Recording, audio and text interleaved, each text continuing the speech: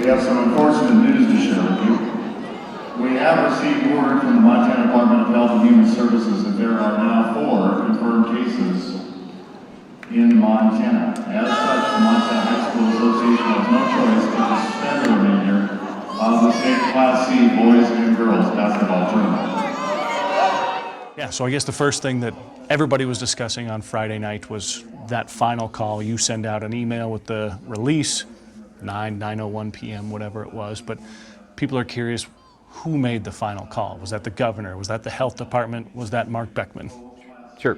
Well, at 4:30 that afternoon, we met with the state health department, and it was the director of the state health department and various employees of the agency and 2 of my board members. We were on a conference call, and as we went through and were going through the factors that we were considering through the health department and then through the MHSA in regard to continuing the tournaments, not at that time there were no confirmed cases.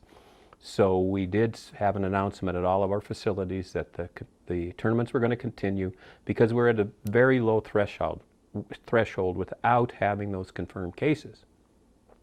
With that said, we continued on. Well, then a little later in the evening, I received a text from the director of the health department saying, please call me, which I did, and we found out that there were 4 confirmed cases. The factor that really came into the decision was that out of those 4, 3 of them were in communities where we had tournaments. If they would have been isolated cases in areas such as a nursing home or at the Veterans Hospital, for example, we could have looked at continuing. But when it's out in the community, that's when it moves up into the next threshold. And so as I consulted with the board members that were with me, I had 2 at the tournament, called our board president, and then I know at the other sites, my directors or managers of those tournaments were actually, in contact with the board members. We then had a plan saying, all along that if we had no cases, we were going to continue.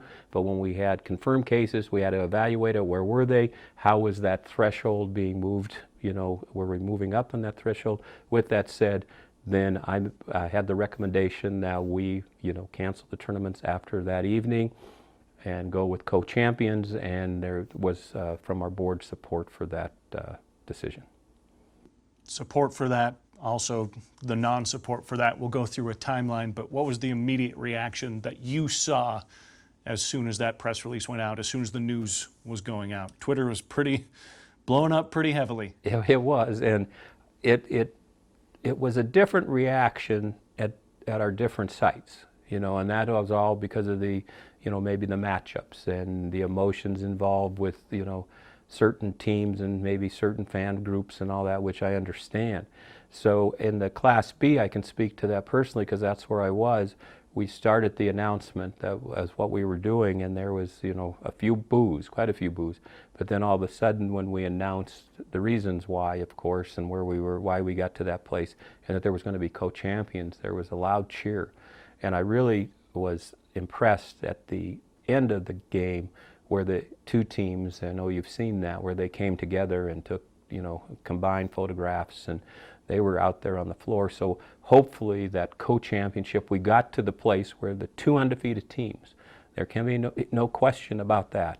The 2 best teams were left, and I know that they would love to play, but I think then in each facility the reaction was different according to how each team felt or each team's fan group felt. I think most of them were either finished. Our Class C tournament was done when they made the announcement. I don't know that they made the announcement until afterwards in Bozeman or Butte. I think in Billings they still had a game to go because they were the late one to where those kids are playing knowing that this was it. So maybe there was a little different mindset in that gym than it was with Bozeman, or in Bozeman with Billings West and Missoula Hellgate, where they didn't know until afterwards.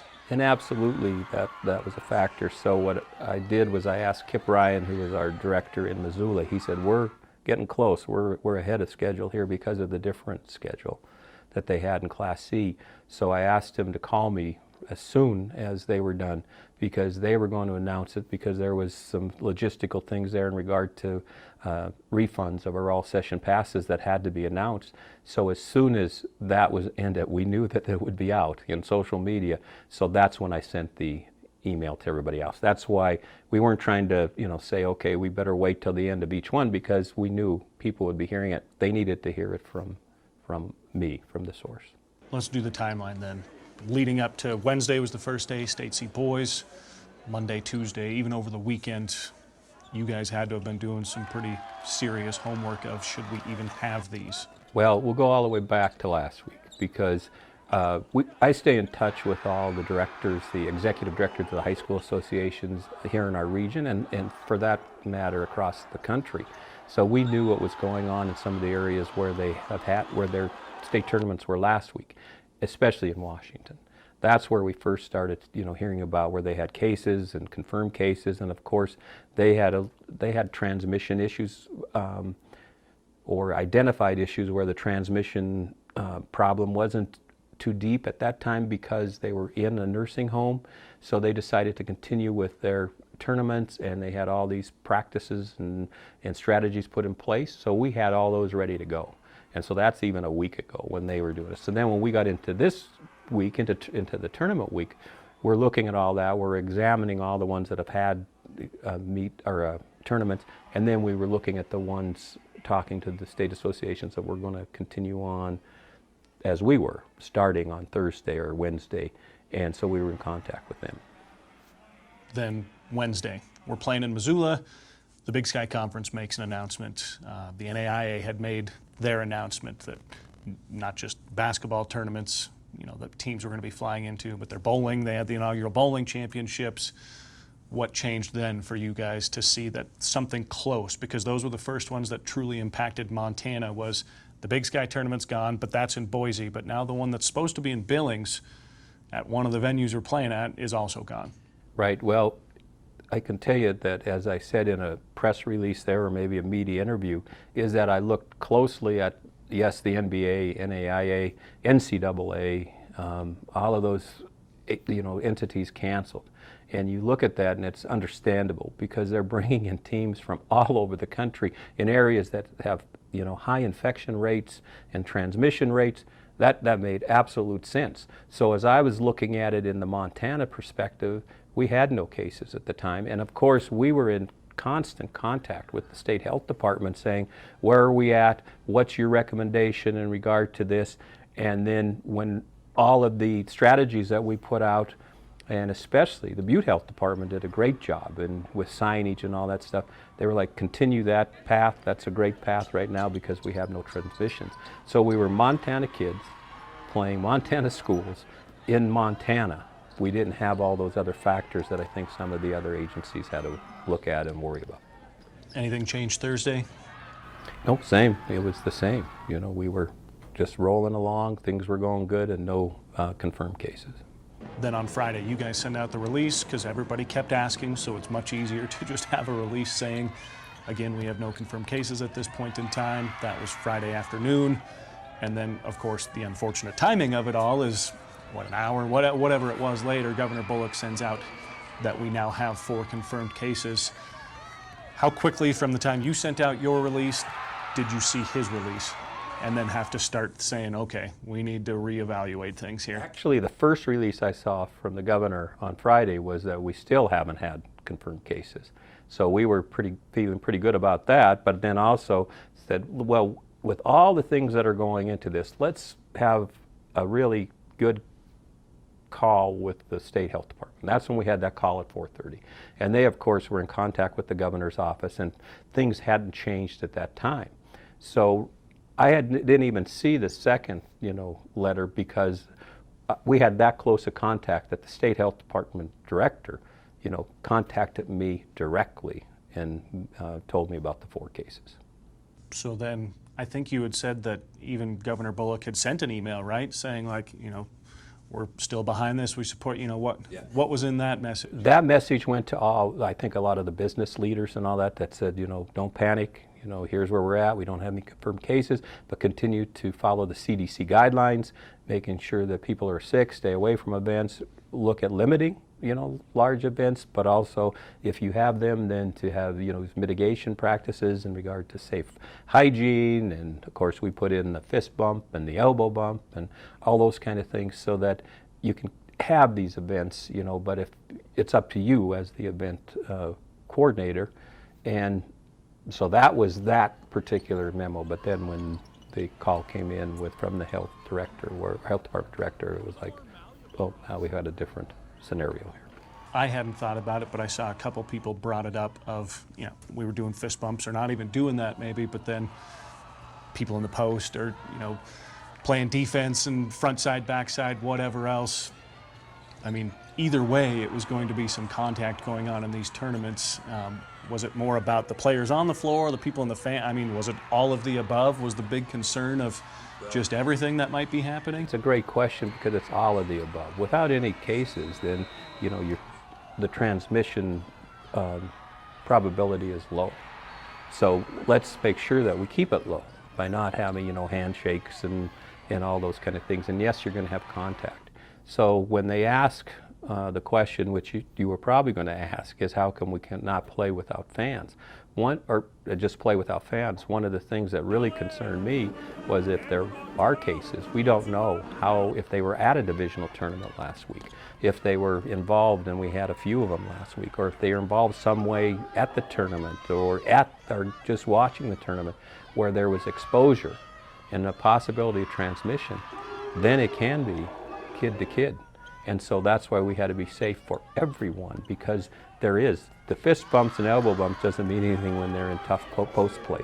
That's where something could happen. So that's why we made the decision to make sure that the kids were safe, and that's why we didn't go without a crowd. This will be a two-part question maybe. There was the extreme of, not extreme, but there was the opinion of we should have never started these. And then Friday after we make announcements, there's the opinion of, well, there's only a day left. Or now we have championships, can we just play the championship in the morning at 9 a.m. or whatever it might be? So two-part question to respond to the people that said we should have never started. And then the second part of that saying, there's a day left. There's less than 12 hours left. The response to those people that were looking for that solution. Sure, and I believe the people that were very strongly felt that we should never have started were looking across the nation and seeing what was happening. And I hope my explanation about how those were agencies or entities that were bringing people in from all over, from infected areas, and traveling teams in and on flights and all those kind of things would make sense to them. That's why we continued, because that wasn't our scenario. Our scenario was Montana kids playing in Montana schools with Montana fans at that time. But then when that changed, so I hope that they understand that's where we were coming from. But when that changed, where there could be a possibility, then I hope the ones that said, well, you did great in keeping it Thursday and Friday, is that then it's still going to kick in the health and safety. And we got to the 2 undefeated teams. So at that time, I know it's not the best solution, but it was way better than me canceling at Friday at noon or Thursday night, where there would be all those questions that will never be answered, but at least we've got to the 2 best teams. Was there ever a thought of playing Saturday with no fans, even if it was a championship, or once cases were confirmed in cities, that's that? Yeah, we looked at all those options. In fact, playing without fans or playing with limited fans. But after talking to many of the directors across the country that experienced that, for example, New Mexico's director, I was her mentor when she came in as an executive director. They have a huge basketball state tournament. I mean, they might have one of the biggest in the country. And so they were playing without fans, and she said it was very difficult, and even the kids were saying, this just isn't, state tournament.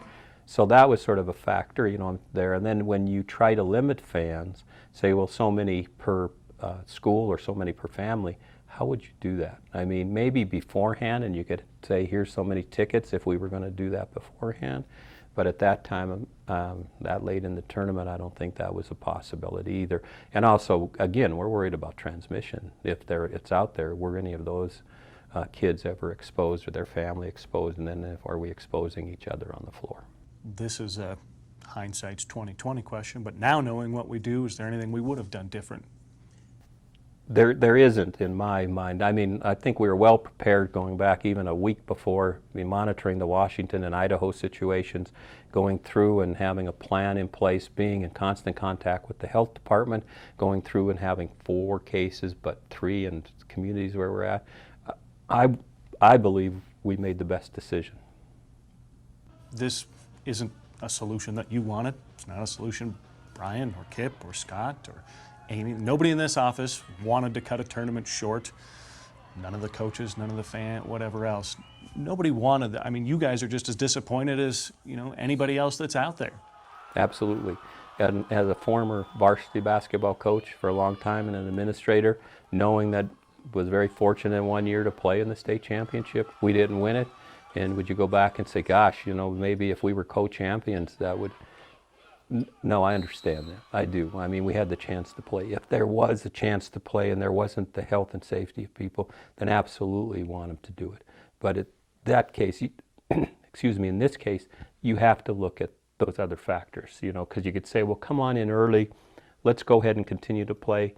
And then what if somebody says, well, you know what, we have more cases now. We know that they were tied to the teams we brought in the morning.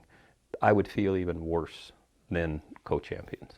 One thing that I feel like we've cleared up plenty of times, but I know I saw it at least 3 times, was something about, well, the MHSA wanted to get their money from the 3 days. You guys didn't make a single dime over the weekend. Well, and I hadn't seen that one yet, so absolutely. That was why we started the tournaments before canceling. I hope people understand that MHSA does not receive any postseason monies, 0. All that money goes back to the schools. That goes back for them through a formula to help pay for their travel to and from, and if there's any profit from each of those, it's divided amongst all the schools in that classification. That helps fund their activity programs across the board, but also helps them get to and from tournaments. We take no money from those tournaments. Have you ever seen anything like this anywhere? Never. And we've had some measles outbreaks and some pertussis and some health issues before. And we actually had, back in the 80s, they had a ball game that was played without fans. And I don't know if anybody knows, but it was in Bozeman. And it was Bozeman and Butte High School. And Brian Michelotti happened to be our associate director playing in the JV game then. And he said it was absolutely terrible. However, cooler heads prevailed because they were worried about an outbreak. But again, it's a different, because there was vaccinations and they could get kids vaccinated. So it's a whole different story than that. But that's the only time. So we've been through a few, but very minor compared to this particular outbreak. And then the big question now is, this is taking place on Sunday, this interview. Monday's supposed to be the start of spring sports practices, and we'd be looking at tennises and golfs and track and fields and softballs and all of the above. Do we know anything at this point in time? Well, actually, spring sport practices started last Monday. Well, that's true, yeah, for teams that weren't playing, yeah. Right, so now we move into the second week, which means we can have contests toward the end of the week. The weather hasn't been very cooperative with us on that, and that might be a blessing, really, but also it usually isn't very cooperative at this time of the year. So what I'm going to do is I'm reaching out to our board to see if we can get a quorum of our board tomorrow for a conference call to look at some options in regard to spring sports. There are different options out there. Wyoming, for example, is going to allow schools, if they stay in session, to have practices if the school allows. North Dakota, for example, has canceled all spring practices and spring contests until the end of the month to see where they're at. Again, in Wyoming, well, you could practice, but they won't have contests now until the end of the month. So there's a few options out there. There may be some other options that the board, any of our board members may, suggest, and we'll go through those, discuss those, and once we do that, I'll send out an immediate press release, send it to the schools and then to the press on what the status of spring sports are in Montana. Could it be up to the schools individually to decide if they want to do something like that? Potentially tomorrow? It depends on what the board will make the decision. They may put a piece of that saying, if you want to continue. Of course, then you look at, well, what if the boys track doesn't and the girls track does, and you have all those kind of things. So the board will make sure they look at all those factors. And then the other question, I guess, or the question that I have was, how much is OPI also probably looking at all this? Because we're seeing across the country where school closures completely. I'm assuming that they're having similar conversations as you guys were, and that would out-trump anything that athletics play a part in. Absolutely, and OPI had a conference call with all the superintendents in the states on Friday morning. And I know that because a couple of my board members who are at the B are superintendents, and many of the superintendents at that tournament went into that conference call. It was at the, they took it at the Civic Center. At that time, there was no recommendation, there wasn't a recommendation from OPI to close schools. They were still following the CDC guidelines, which I still believe that they're saying to stay open unless you get to a certain threshold too. So they're on top of it. They're working closely with the Department of Health, and so we'll see what their guidance or recommendations or requirements are, and of course that'll affect us. Anything else about this entire?